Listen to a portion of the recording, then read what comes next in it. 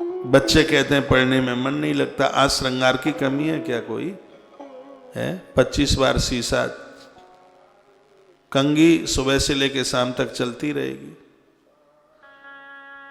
तो कहां से विद्या आएगी?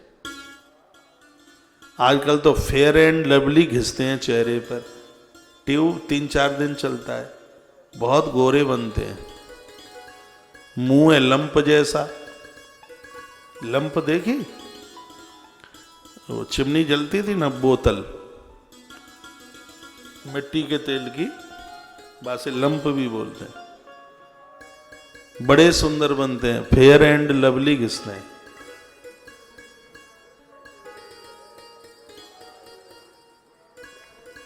संयमी को कुछ भी घिसने की जरूरत नहीं पड़ती। मैं इसलिए बोल रहा हूं क्योंकि मैंने व्यासपीठ की मर्यादा का पालन किया है। ये आदमी ऐसा है जो व्यासपीठ पर कभी भी ये लीपापोती करके नहीं बैठा जीवन में। मर्यादा समझिए, गरिमा समझिए इस पीठ की। साधारणतया जीवन है। लोग कहते हैं कौशिक महाराज के बड़े आनंद हैं। एक बार हमारी कृति में झांक करके देखिएगा। कभी धोखे से मेरी कुटिया को देख लेना आप। आदमी जैसा है उसके आसपास वैसा ही ओरा होता है। कोई ऐसी चीजें मिलेंगी ही नहीं जिनसे मतलब ही नहीं है, तो मिलेंगी कहां से? एक साबुन 6 महीना चलता है। अब के तो पता भी नहीं है, कोरोना से पहले लिया होगा कभी, अभी वही चल रहा है वो।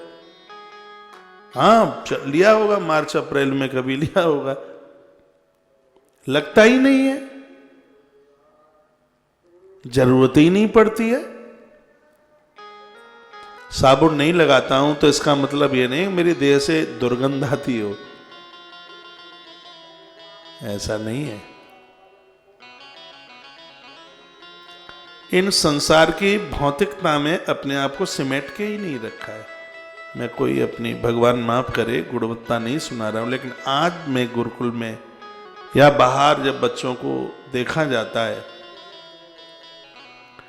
तो कभी मैं बोल रहा था कि इन बच्चों को इतनी सुविधा मिलती है, ये मटर गश्ती करते हैं, ये पढ़ाई लिखाई करते नहीं, और ये सब चीज़ें उस समय हमें ये सुविधाएं मिल जाती तो हम तो क्या कर देते थे। एक साधु बगल में बैठे, वो बोलते ये सुविधाएं तुम्हें मिल जाती तो तुम भी नहीं पढ़ते, तुम्हें नहीं मिली इसलिए तो तुमने कुछ किया है। तो मुझे अच्छी लगी उनकी बात, बहुत बढ़िया लगी। मर्यादाओं का पालन किया हमने। अपने विद्यार्थी काल में भूल करके भी कमरे में रोटी नहीं खाई, पंगत में जी में। यदि आने जाने में देरी हो गई होगी तो सच में भूखे सोए होंगे पानी पी के, लेकिन कभी टेलीफोन करके किसी को ये नहीं कहा था कि हम देरी से आएंगे। मैं अपने विद्यार्थी काल की बात बता रहा हूं, 4 रोटी मेरे कमरे में रख देना, नहीं।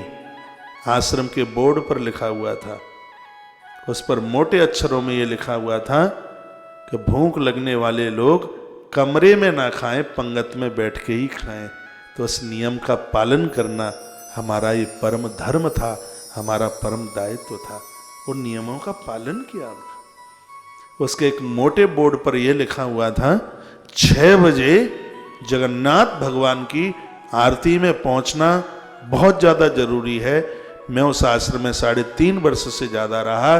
3.5 साल में एक भी दिन ऐसा नहीं था कि भगवान जगन्नाथ की आरती में 6:01 भी हुई हो पहुंचने में। हमने तो समय का सदुपयोग करना अपने विद्यार्थी काल से सीखा। तो ये सब कुछ चीजें ऐसे ही चल करके नहीं आ जाती। पात्र में कुछ इकट्ठा करोगे, देखो फूटा तो नहीं है, टूटा तो नहीं है, ये सब चीजें उसमें समाहित हो सकती हैं कि नहीं। पहले उसमें कचड़ा कुचड़ा तो नहीं भरा है। पात्र खाली होगा तभी तो उसमें, जिस बर्तन में कचड़ा ही पहले से भरा है तो उसमें दूध कहां से डाला जाएगा। लेकिन आज तो विद्यार्थियों की कृति बदल गई है। आश्रमों में इसलिए नहीं रहते कि वहां तो दबाव होगा, तुम गेट से बाहर नहीं जा सकते। बाहर रहते हैं तो पूरे दिन मटर गश्ती, घूमना घामना, पुड़ियाँ खाना, गुटखा खाना। इतनी स्थिति खराब हो गई, पूछिए मत। ग्रंथ तो कहता है कि भगवान ब्राह्मण के मुख से भोजन करते हैं। गणेश पुराण में लिखा है, मोटे मोटे अक्षरों में लिखा है, अरे तुम शिक्षक हो, दुनिया को शिक्षा देने वाले हो, तुम्हारी स्थिति गड़बड़ हो जाएगी तो प्रकृति तो आंख पर पट्टी बांध करके रोएगी। है? संपूर्ण जाति में ब्राह्मण को सर्वश्रेष्ठ जाति माना गया, और वही अपने धर्म चद्दर को उतार करके रख देगा तो प्रकृति रोएगी, और क्या होगा।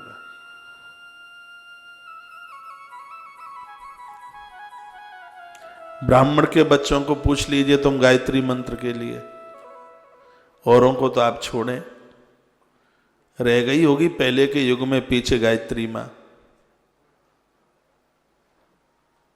इस ग्रंथ में कितना जोर दिया गया, कामम क्रोधम तथा लोभम स्वादम श्रृंगार कौतुके अत निद्रा अत सेवा च विद्यार्थी हृष्ट वर्जेत। ये 8 चीजें विद्यार्थी के लिए बिल्कुल वर्जित हैं। और जब विद्या काल में गायत्री न जपी जाए, गायत्री का जप न किया जावे, तब तक चतुष्टय अंतःकरण का कपाट ही कहां खुलता है। याद नहीं होता, पढ़ाई में मन नहीं लगता, मटर गश्ती करते रहते हैं। विद्यार्थी को सूर्य नारायण को अर्घ रोज देना चाहिए, गायत्री नित्य जपनी चाहिए, भगवान का भोग लगा करके ही वह प्रसाद ले। आचार्य चाणक्य ने बड़ी सुंदर बात कही, और मेरा मन कर रहा है बात बोलने के लिए। आचार्य चाणक्य कहते हैं कि ब्राह्मण वह है, कौन है ब्राह्मण? जिसने पूरे जीवन एक बार भोजन किया हो और सिर्फ वंश वृद्धि के लिए बच्चे को जन्म दिया हो, और उसके लिए उसने कभी संसार भोगा ही ना हो, पक्का ध्वज वह है। आचार्य चाणक्य के ये सूत्र थे। उसका पति और पत्नी का जो जोड़ा है वो काम का खिलौना नहीं, उसको एक बच्चे की जरूरत सिर्फ अपनी वंश वृद्धि के लिए, और सो एक संसार की भोग विलासता के लिए वह संसार से नहीं जुड़ा, वो गृहस्थी से नहीं जुड़ा। जिसने भोजन के ऊपर कंट्रोल किया है, जिसने अपने आहार के ऊपर कंट्रोल किया है, आचार्य ने कहा जिसने अपनी निद्रा के ऊपर कंट्रोल किया है, आचार्य ने कहा वो परिपक्व ध्वज है। वो जो जनेऊ धारण करने के लिए नियम है, चारों वर्णों के लिए जनेऊ नहीं बताया। क्यों नहीं बताया? क्योंकि जनेऊ धारण करने के नियम है। जनेऊ खंडित होता है तो बहुत बड़ा पाप लगता है, बहुत बड़ा अपराध लगता है जनेऊ के खंडित होने पर। इसलिए उसके लिए तो पूरा जो अद्भुत ग्रंथ हैं उपनिषदों में, उसे यज्ञोपवीत की महिमा का वर्णन किया गया। जनेऊ को साधना बड़ा मुश्किल है। ये चाबी का गुच्छा लटकाने का साधन नहीं है कि चाबी ना खो जाए तो गांठ उसमें लगा लें। कितने दिनों में इसको बदलना है, इसकी कैसे रक्षा करनी है। जनेऊ का प्रभाव है, हनुमान जी बंध गए थे जनेऊ में, सुंदरकांड में आपने पढ़ा है। यज्ञोपवीत का प्रभाव है। हमारे तो वेद की ऋचाओं में कहा यज्ञोपवीतम परमम पवित्रम। जनेऊ इतना पवित्र है, संकल्प करते समय अंगूठे में, उंगली में यदि जनेऊ को उसमें ऐसे उसमें लपेट लिया जाए तो किए गए संकल्प का उसी समय 100 गुना फल ज्यादा हो जाता है। ये जनेऊ का प्रभाव है। आपने कभी देखा हो, पूर्व के लोग जब कोई संकल्प करते थे तो ऐसे जनेऊ निकाल करके उंगली में लगा लेते थे। आज उस जनेऊ की यज्ञोपवीत की गरमाई खत्म हो गई। लोग अपने अपने धर्म से बिल्कुल ऐसे भाग रहे हैं, ऐसे भाग रहे हैं जैसे अच्छा इंसान शराब की दुकान से भागता है।